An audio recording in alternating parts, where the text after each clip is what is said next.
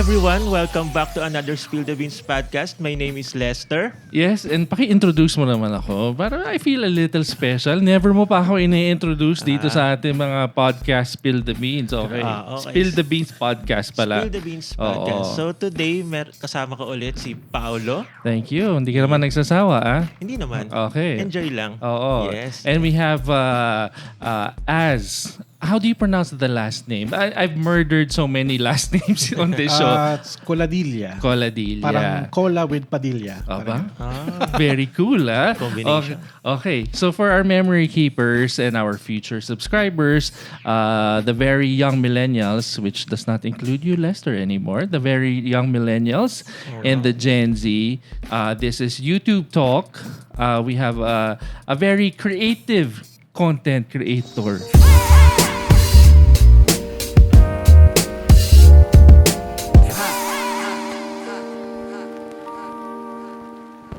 Video blog check everyone. So I'm Azrael Coladilla, a blogger, a YouTuber. You can follow me on social media at Pop Azrael, and on YouTube it's Azrael Coladilla. I'm a travel vlogger, food, lifestyle, and tech vlogger too. Okay, very saksakan ng diverse, very comprehensive ang content ni Az. Az, may favorite ka ba? Kasi nakalagay nga dyan, talagang blogger, vlogger, content producer, content creator. Andyan ang travel, andyan ang lifestyle, andyan ang food, tech, and life vlog. Ano ba, meron ka bang first love dyan sa mga content mo? First love? Oo. I started as a not really a travel vlogger, but as a personal. Yes. I love sharing my experiences. So it's like a life blog or life vlog. It's all about my life. So it's kasi I started as a blogger. Usually it's a blogging. It's a diary. So parang ang laman noon, way back 2003, is all about everyday life ko lang talaga. So doon talaga ako nag-start. Okay. Na nagkaroon na lang changes. For example, the blogging having different kinds of categories. So we discovered there's entertainment, food, lifestyle, yes, and the beauty blog, for example. So I inserted myself on some of the categories. Very curious ako dun sa life vlog.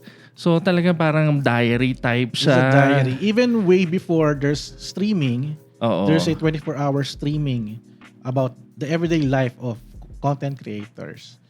So this was way before Ustream. If you heard about Ustream, there was this first live streaming application called Stickcam. Lester, you jump in anytime. So, alam mo itong mga to, ha? It's one of the earliest streaming services for free. It's like YouTube, and I'm one of the early adopters. So I use it in my blog brand. So I'm streaming events. So ano to, very similar siya to how live streaming is now? Yes, medyo lower resolution, but I can maximize it based on dun sa quality ng video or audio. So basically it's a desktop app. Wala pang mobile dati. Wala pa, no? Desktop app. So pag nag-stream ako, I have my laptop, I have my webcam with a tripod, and a microphone na nakakabit sa laptop ko. So that's how I stream. And it's funny that some top brands tap me to give them service for that. So nakakatawa. Ang galing, na-intimidate naman ako bigla. I hope our studio does not disappoint. Ay, ganda yung studio nyo. If you don't mind me asking, what year was that? What year was that streaming? I think it was around 2004 or 2005. Okay. Yeah, between those years. And I did just discover, I was searching for live streaming services or applications, and I found one.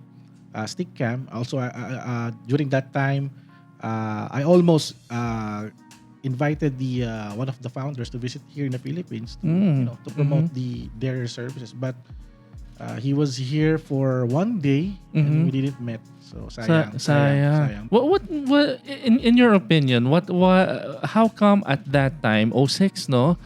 How come it wasn't as successful as most of the live streaming apps now? Kasi ngayon, everyone's on IG story, YouTube story, Facebook story. It's more accepted now. Pero back in the day... Back in the days, the big problem is that yung internet connection.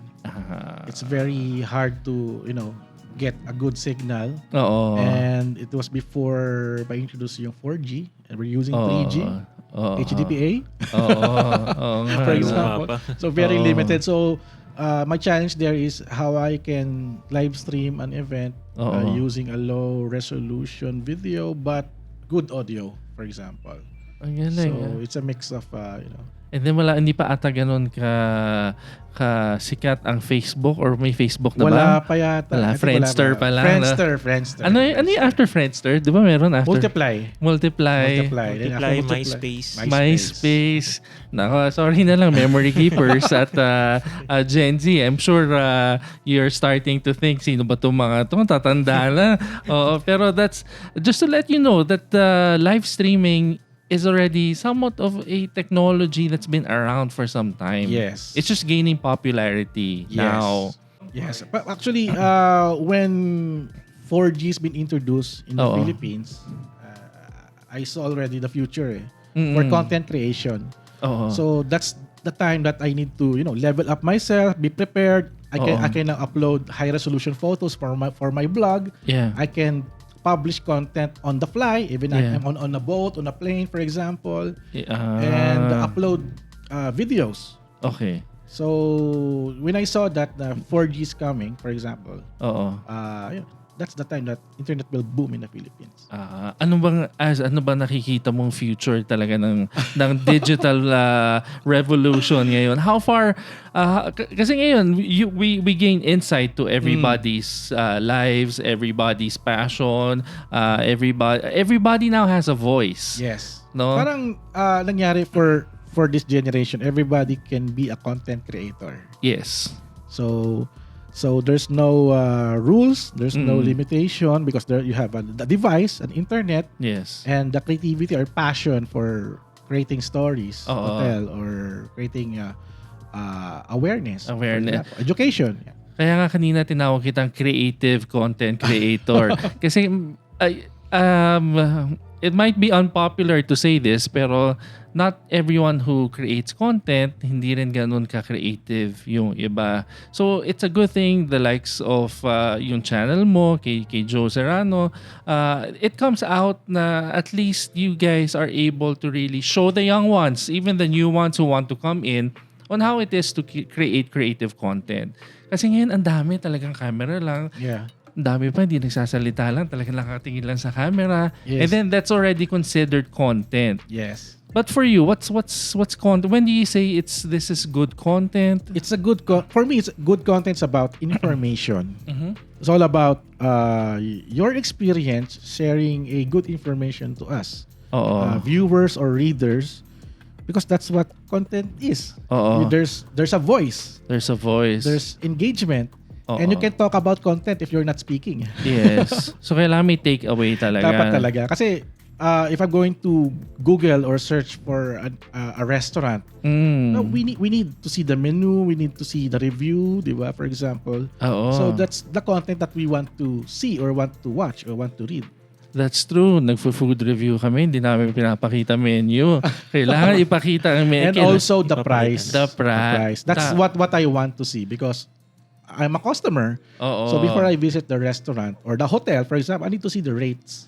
Tama. No? That's one of the most important information ever. That's the thing that we take for granted, no? Were you I also saw a review by Gab Hornacion. Sa inyo ba? I remember it was like a hotel. I'm not sure. I think it's our short film. Was that the two of you? Yes. I remember that. I saw that, and then I said, "Okay, this is useful." So they invited us to join a content battle with other creators. So our challenge is, I told Gab na let's create a short film instead of an ad. I saw this.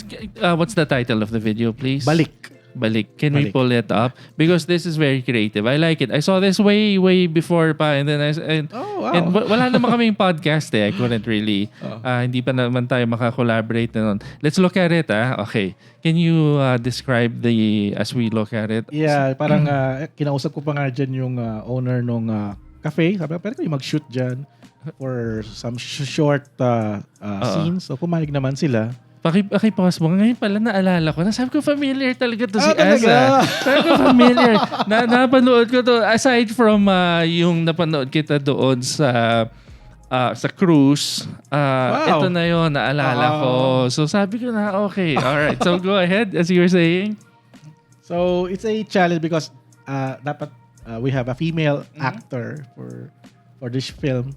But hindi siya pwede. But okay, I'll do it myself. So while I'm on the road to meet Gab, I'm making a script and concept. I'm sending in through Facebook Messenger. Dito gagawin natin. This is a shot that I want.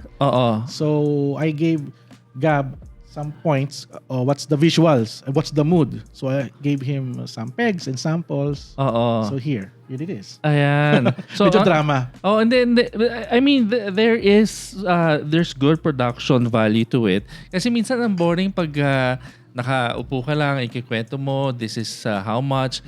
Ito at least pinakita nyo may app. Yes. Diba? Yes. Kahit problemado It's sa a journey. It's a journey, yeah. no? And ayan nga, at least the storytelling helps with the information. Kasi minsan pag may storytelling, nai-impede naman yung, we're guilty of that nai-impede naman yung information. So ito flowing siya Flowing siya. There's a there's a problem and then at the end there's a solution. Oo, ayan. So I'm sorry, what is Red Doors? Red Doors. It's a affordable hotel chain. So parang Sogo. No, they rent out or they have like tenants in condos. So some of the rooms sa mga condos, they converted it to a condo hotel. So they're not really a hotel chain, but they're a service. Okay, so parang it's a group of investors who have units in certain places? Yes. Parang if you want to be a partner, you have a condo, for example, you can, apply for a Red Doors account and then they will convert your room into a hotel. Mala Airbnb. Parang siyang Airbnb. Okay. But much more affordable. Okay. And our room is around 1,400 for 1,400? There's a gym, there's a pool, for example. Not bad. So dito, partnered kayo ni Gab. Yes, partner kami ni Gab. In-invite ko si Gab na join. Let's create this content. It's a challenge na for him, it's the first time. For filmmaking, may konting experience din ako. So, game ako doon. So, kasi I have friends na directors. Doon ako na-inspire to follow their footsteps. And ayun, parang ipakita ko na, gawa ko to. Yung structure nga, obvious na may experience in filmmaking So, ano naman yung experience mo with filmmaking? You had some experience from before? Yeah, or konti lang, but there's an animation project na involved ako. I was one of the Foley guys. I produce all sound effects. Okay. And then ayun, parang harap. It's a the first one was a school project. A friend ko from UP Diliman is taking a film class. So one of her thesis is to create a short film. So we adapted Carlo Vergara's comics, yung One Night in Purgatory. Parang familiar yan Okay. It's a story of it's a man-to-man love story. So we created a version of a short film. So hindi niya alam. Pero pinaalam ko rin sa kanya after that. And he likes the concept. Okay. Sabi ko na sa kanya, it's a school project. So I was there as one of the staff. I have my friend to hold the microphone, the lights, and everything. Also, I provided the music for the short film. Kaya pala walang problema sa transition to content creation. Yes. Do you still remember your first YouTube upload? It was a fan event ni Jerry yan. one of the F4. Yeah. I was with my sister and her friends. So my sister invited me to join them because they have tickets. So we went to NBC tent here in BGC. So si Lester, tahimik, di niya na alam. To all the memory keepers po and the future subscribers, dati po may tent dito sa BGC. Ito po yung 4th strip. Right across that, there's an events place. It's a very posh tent for events. They called it NBC tent. Okay, so andun yung event. Andun yung event. So I was there to take photos for my sister, and during that event, I also take videos. So that's I think my first upload on YouTube. Your first upload. So when you uploaded your first video, talagang tuloy-tuloy na ba or you stopped for a bit? It's an experimentation because after that, I'm creating some like mga gag videos. Oh yeah, I'd love to see that. Which kind of funny na, you know, I'm very comedic guy. So may girlfriend ako, so me and my girlfriend are doing some of those crazy videos. So ganun lang. So when you say gag, are we talking about more of practical jokes or just or just making fun of each other? Parang I'm very inspired with the movie of Dumb and Dumber. That's me, one of the characters, for example, and talagang tahimik si Lester. Wala na siya Dumb and Dumber kasi ata parang is now on Netflix. Parang Netflix na there's siya. part 2, I think. There's part 2. 3 years ago yata. Wala na si Jim Carrey talaga. No? Talagang na siya very... he's in this altruistic mode na helping philanthropy na, helping other people. Hindi na siya nagko-comedy. Well, may mga appearance siya, but... Tapos painter na rin ata. I think he's coming in as one of the villains in Sonic the Hedgehog, the movie. Wow. Dr. Robotnik. So there's a Hedgehog, the movie? Hindi ko alam Sonic yan. the Hedgehog, yes. Okay, Sonic the Hedgehog used to be a video game from Sega. But one of the most, parang if Nintendo has Super Mario, in Sega, Genesis has this. Sonic the Hedgehog. Yan ang kanilang franchise player, no? Yes. Yan yung nagbebenta talaga, nagmo-move ng stocks ng kanilang company. Oo. So, I'll try to bring Lester in kasi naliligaw na siya sa ating naligaw sa topic niya. Sa mga topic natin na pangbata talaga. Hindi mo narinig yung hindi mo alam yung game na yon. Hindi mo alam. Hindi ko na alam. Tekken ang nilalaro mo eh. Medyo bago na eh. So, ngayon, so travel, lifestyle, food. And a while ago, may tech pa. Yes, may technology because I love cameras, gears, cell phones, smartphones. Okay, so with the travel, ang nakikita ko kasi talagang unang nire-review mo parang travel muna since you're always traveling. Yes, traveling. Oo. Sa lifestyle, ano yung mga content mo sa lifestyle? For lifestyle, na-invite kasi ako minsan sa mga, mga apparel, for example. Oo. Kulang na lang din pati yung mga health and living. But not priority ko talaga for that content. But minsan, if it's important, kasi some of the brands are may mga friends tayo doon. So it's also a big boost na rin for their services or product. For example, I'm uploading a lot of I'm visiting this skin clinic, so I'm showcasing their services and also nakita ko yung pogi vlogging. Para talaga all around consultant ka, no? Talaga for any content, you're the guy to call, no? Kasi talagang almost on every aspect, a lot of content creators tend to go on a parang specialization, no? Yes, kasi nakatulong din me as a blogger. I write articles. So, I started as a blogger since 2003. And I love, I write about myself, yung mga stories ko, personal. Then, nag-transition siya into more on brand content. But during that time, branded content is not yet a term. Yes. Also, vlogging is not yet a term. Not yet a Social term. media, digital marketing, wala pa. So, 2007, I saw the big boom for blogging. So, my time's being konti na lang. So, after college, nag-ano na ako, full-time for blogging. For blogging. So, before that, working student ako. So, after that, there's a big transition na. Kasi everybody's blogging eh. Yes. So, there's a competitions happening and brands are learning what to do. For example, after that, social media naman. So, nagbabago yung landscape eh. Okay. So, this time, it's YouTube naman ang pinakang nasa focus natin ngayon. So you're saying in 2007 talagang nagbablog ka at that time. So talagang continuous writing. Yes, you had a website. Yes. I have my own camera, take photos. So it's like a promotion or minsan I share my stories, my personal stories. Yeah. Tapos I saw your channel. It was yung channel mo was created 2010? Yes, the second channel 2010. So that's my plan. My first plan for that channel is for a video, a vlog for my kid. Kasi newborn kid, and pero naisip ko na I can't upload everything. So pero iba na ngayon, iba sa delivery room pa lang ina-upload pero na. meron din ako doon. Meron lang din ako sa delivery room. But after that, parang hindi ko na siya ma-manage din that time kasi pagka father ka na, busy na.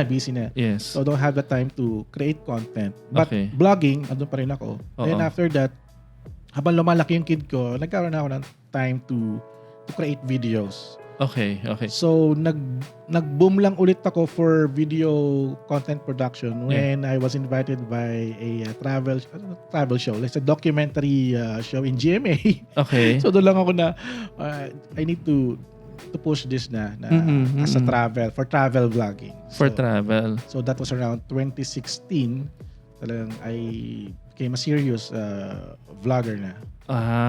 Pero at 2010, you're saying ang impetus noon or yung talaga nag-start is when you had your child. Yes. And then at 2010, may nag-upload ba? Meron. But yung style ko is parang same content as now but not regularly. And also, I'm using a crappy camera. We don't have those yung mga mirrorless camera for smartphones na maganda yung video. I'm using a point-and-shoot camera. Na walang selfie. So, it's so hard to vlog. Ginagawa ko, always POV.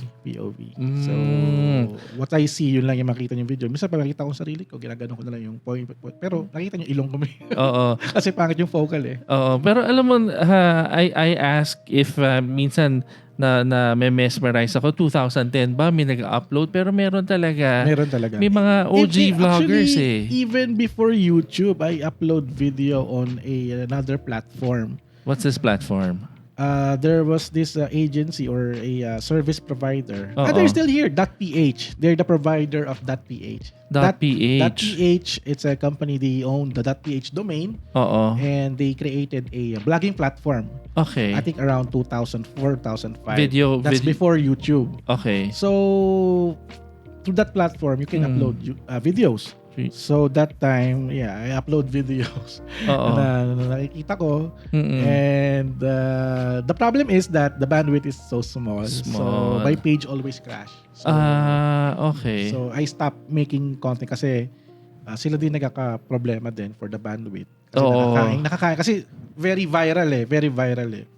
Parang the word viral is not yet a term. Pero maraming views. So nagka-crash palagi yung site, yung page ko, and the bandwidth is limited, so they need to adjust. And they're complaining na, Azrael, your video is gaining a lot of views. Kasalanan mo pa, no? Hininto ko na. Pero I'm a fan of college humor that time, yung mga websites. Yeah, I remember college humor. I watch video. Pero doon pala parang how can I produce? Parang ganun. Pinag-aaralan ko na. Yeah. So when YouTube was online na, so I posted one video for an experiment if it's workable or not. And then, okay na. The rest is history. Diretso na. How is it on YouTube now? Are you sorry, ito on the spot question.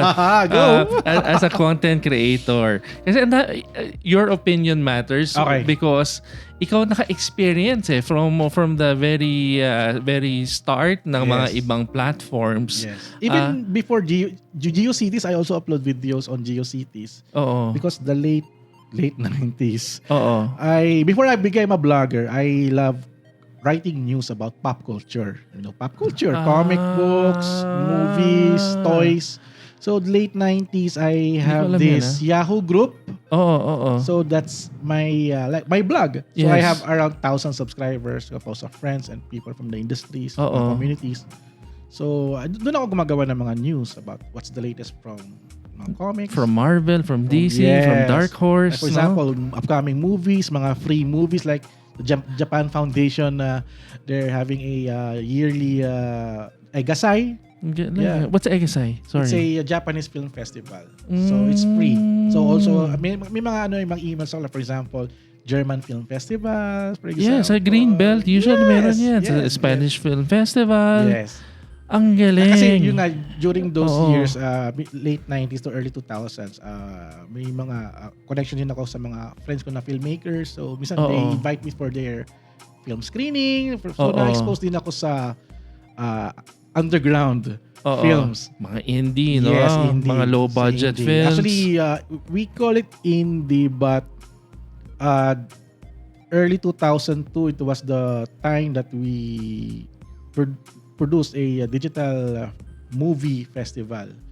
Digital movie festival. Hindi ko pa... The advocacy is to promote digital filmmaking Oo. versus traditional. Kasi parang ang sinasabi ng one of the our film fest director na si Kevin De La Cruz and other filmmakers, we want to promote digital because this is the future. For example, for a 10,000 budget, you can produce a full-length film using your digital camera. I think the Panasonic cameras, yun namang uso dati. So that was the time. And then, exposed ako to that. At yun, since I get insider news or mga scoop, so I create news for that. So doon ako start as a vlogger. Okay. So now with your experience naman sa YouTube and you're talagang a faithful content creator with 800 plus uploads. Nakakabilib, no? 800 plus uploads. Is with how things are on YouTube. Sorry to discuss a little controversy. Okay. May mga content creators kasi na who feel like they're not being taken care of, especially the startup ones. Biro lang. They're not being taken care of, no? For you, has it always felt like yung ano nga yung sabi ni Carlo Cab, ang algorithm, no? It's always being brought up, ang algorithm. For you, does it help your channel or a lot of times does it take away from your channel? I don't mind the numbers, the algorithm. Kasi it depends on your purpose why you are vlogging eh. It depends on your purpose as a content creator. Why are you producing content? Why are you voicing out as a vlogger? First, you need to know your purpose. And if your purpose is, like for example, earning money, then there's a problem. Diba? Bakit may problem? Just to, we get what you're saying, pero for the nuance, what do you mean there's a problem kung pera ang habol? Yeah, kasi you're losing focus. And I observe, since 2 years ago, a lot of YouTubers are creating crazy content that are not very helpful. Let's say stupid. Stupid content. Sorry for that, but it's stupid content. Let's call it what stupid it is. Entertaining. Yan. Okay. Para mas maganda. Okay. But sorry, pa-elaborate lang. Ano po ba yung stupid entertaining? Like, for example, when I started as on YouTube, parang I told you, a very comedic on video. I have this gag video. But after the end of the day, parang it's not helpful eh. Yeah, it's very comedy, but next month they forgot it na. Wala na. So what I want is to share information that's very useful in the next coming months, the next coming years, diba? Okay. That's why what I'm doing is that I visit destinations, I feature the provinces. That's much more helpful because as a tourist, a local tourist, we get to learn more about the destinations, di ba? That's true. So that's one. Yun parang nagbago na bigla yung aking package as a content creator. That's already parang for me, if someone is asking, why are you vlogging? For me, it's public service. And when I started YouTube, I didn't monetize it. I monetize it itong January lang. January lang? Yes, parang when I focus on creating content I want to focus on the content itself. Not on the monetization, not on the ads. Yeah. But I do have brand partnership. But that's it. Yun lang yun. It's not a regular thing. But kung meron lang talaga. Okay. So doon ako nag-start. So nag-survive ako for 3 years for serious vlogging. Okay. Then after that, parang isip ko, I think it's the time to monetize it. I want to check if I will earn from it. So January, February, nakita ko na, okay, totoo pala to. so just natutuwa naman ako doon na I can use some of those earnings to buy gear o diba or to fund my content creation. Ganun lang talaga. It's a small lang siya. So it was just this 2019 na inactivate mo yung AdSense mo for January. Okay, just hindi naman kailangan i-discuss in details, pero ang dami kasi nagtatanong. Yan rin yung nakukuha namin sa comments. How do you earn ba? So, just my question is, what's the first step? You register, diba? And then there's for YouTube? Oh, for YouTube. Yeah. You register on YouTube, then you should have at least 1,000 subscribers and I think 10,000 watch time. Parang 4,000 na binaba na nila. 4,000 hours. Hours of watch time. So that's it. If you are pumasa doon, then you can have makaka-receive ka ng email or ma-activate na yung parang it's a gamification It's like a gamification You need to have these certain levels para ma-activate yung mga special features ni YouTube So ganun siya Na-discover ko lang to parang 2 years ago Okay. Na wow, ganito. Dahil si YouTube very hands-on, kahit robot lang nag-email. They send you those mga how-tos nila, how to create content. So they helping fellow mga creators na there's this YouTube Academy, for example, it's for free. You can watch it and learn from it to produce content. So sorry, go ahead. So if you follow those yung mga sa YouTube Academy nila, then you're going on the right path na to be a good content creator. Then makakaroon ka na maraming subscribers and then the watch time. Okay. Then yung makaka-grant ka ng YouTube Partnership Program. Okay. Ang daming ang dami talaga. Actually, parang napansin ko nga parang last year or 2017 o 2018 nung nilaunch nga ni YouTube nga yung those requirements. Marami akong nakitang YouTubers na quit na. Because that's what they take. They want to earn. Kasi, they want to earn. So, yun yung problem. So, nangyari, nag-stop na sila kasi nagmamadali sila. Di nila ma-reach yung ganun. Instead, they have subscribers or views. Ayaw na nila. So, marami ding nawala din last year. Marami rin nawala. Does that show in your group, in the Facebook group or yes. Maraming na hindi active. Marami na hindi active. Andyan lang sila but not that active anymore. Oo, mataas ang attrition rate kapag ang habol ay pera. So talaga kailangan ang habol muna is the passion of shooting, creating videos. You have to know your purpose first. Oo, your purpose. Ang ganda naman nun. So and also vlog from the heart. Oo. Okay, sa dami ng uploads, is there one video na talaga nagsa-stand out na, okay, this is my favorite or this one is super memorable? Is there any video na ganyan na nagsa-stand out sa'yo? For me, it's the Guling Guling Festival. What makes this one of your most favorite uploads? Kasi yung story kasi nito yung I was planning to go to Baguio for the Panagbenga Festival. Okay. And then a travel blogger friend told me na, sumama ka naman. There's this Guling Guling Festival in Ilocos. Sabi ko, Ilocos? May festival doon? Oo. Parang sabi niya, I'm going to Baguio. Parang magkasabay sila So, okay. Sabi ng friend ko, huwag mo na promote yung Baguio. They're popular already. This Guling Guling Festival is talagang magandang i-promote kasi nakakalimutan na ng tao. So, doon ako na-trigger na, okay, that's very interesting. So, it's a century-old festival in Paway, Ilocos.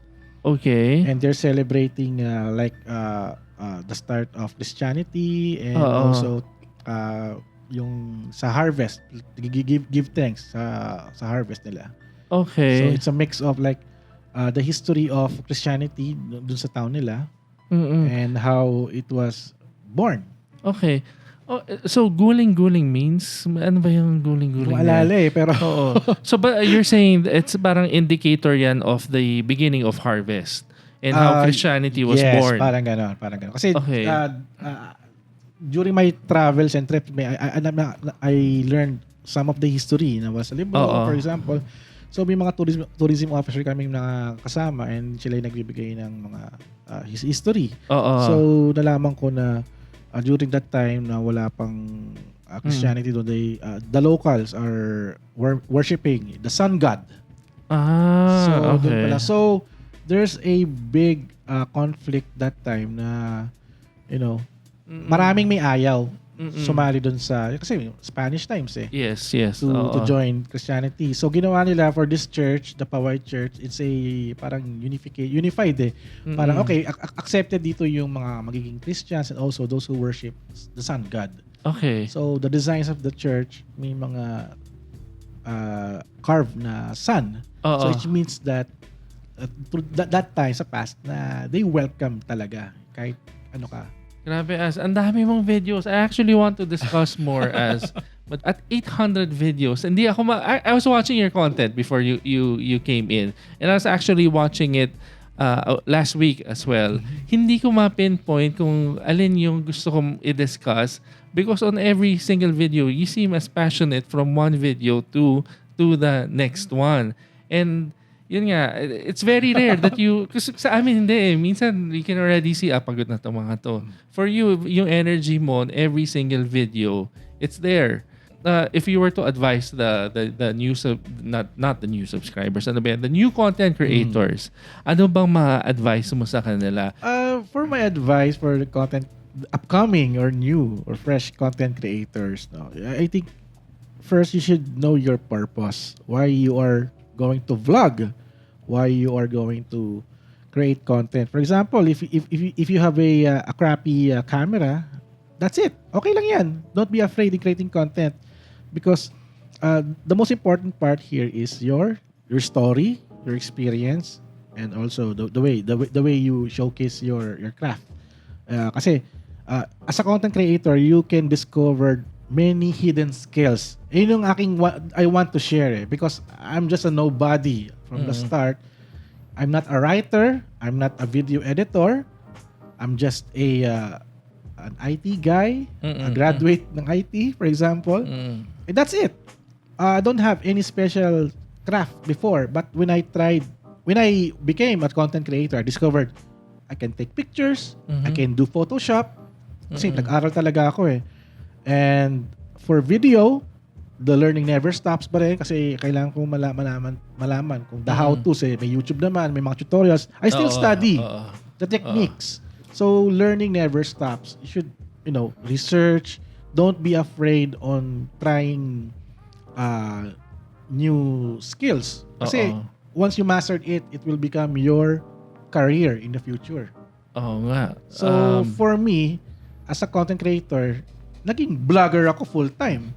Because I can do many things eh. I can be a blogger, a social media influencer. Yes. I can be a YouTuber. Marami pa eh. And with those experiences, I can use my skills in, fulfilling mga services ng mga clients. Kasi kakaroon na ako ng mga clients eh. So to that, parang bread and butter mo na. So not just a YouTube. You can still learn more from yourself. You can unlock those hidden skills. Maybe something more sa sarili mo, no? Maybe in the future, pag na-discover mo yun, ikaw na yung next na Casey Neistat, for example. Will Dasovich, for example. That's true. The next, celebrity. Kasi minsan kasi nakita nila either be a celebrity or a content creator. Yung mga goal ng karamihan. Usually, becoming a celebrity. Yun talaga eh. Kaya nangyayari, they want yung fame kagad eh. So, wag muna. Az, thank you very much for coming. Thank you din. Thank you dahil si Az naman dahil talagang nireplyan ko lang sa on YouTube. Nagulat nga ako eh. No, because I was trying to look for your email ad. Di ko ata mahanap for some reason. Pero at least thank you for coming. Thank you for giving us time, no? So as just in closing, you can just look at the camera too and then just say I guess thank you to all your subscribers, and then also if you can encourage, yun ang goal namin dito eh, just if you can encourage startup content creators or people to start their channel. That's a big plus for yan ang spill the beans goal, to create more content creators. So just your closing statements and for anyone who wants to start. So, thank you guys for watching, no? And I'd like to say na don't be afraid, just try something new and parang sabi nga ni Rorschach sa Watchmen never compromise even in the face of Armageddon. You should not stop. Should be be brave in creating content and should know your purpose well. So yun. Tsaka always create content from the heart. I like that. Street, kilala mo si Rorschach? Hindi na eh. Alan Moore. Alan Moore. I love this guy. Okay. Alan Moore is one of... That's not the topic. Anyway. Next episode. Next episode. As if we can have you again. I also know you have another engagement, another appointment to go to. So in closing, Lester Bravo, the guy who looks like a shadow in the background, will take us home. So guys, let's go home. Let's go home, okay. So, Memory Keepers, thank you for watching our Spill the Beans podcast. Azrael, thank you for coming here in our Spill the Beans. So guys, if you like this episode, don't forget to like and subscribe and also to Azrael's channel. Okay. So, thank you, Memory Keepers. Thank you, everyone. Thank you, Memory Keepers, future subscribers, and the subscribers of us. Thank you very much. Yes. And we'll see you on the next Next episode. episode. Thank you. Bye. Bye.